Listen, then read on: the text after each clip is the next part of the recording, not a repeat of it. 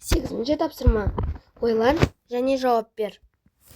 Екі санның қосындысы 715-ке тең. Бірінші қосылғыш 0-мен аяқталады. Егер осыны сызып тастаса, онда екінші қосылғыш шығады. Осы сандарды тап.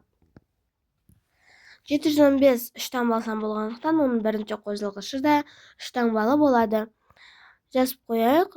715 тең. Бізде үш таңбалы сан.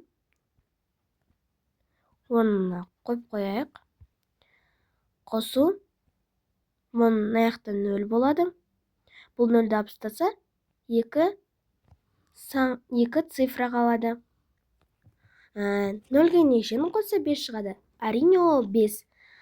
Бұл жерде, мына жерде 5 шығады. Бұл ортаңғы сан болғандықтан, мына жерге де 5 жазамыз.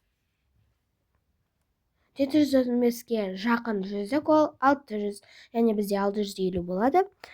650-ге 0-ні алып тастаса, қосамыз 65-ті. Тең 5, 11 бірі түсіп, бір ойда 7 болады. Яғни бізде дұрыс шықты 715. Мына жерде 6 деген сан, мына жерде де 6. Бізде дұрыс шықты.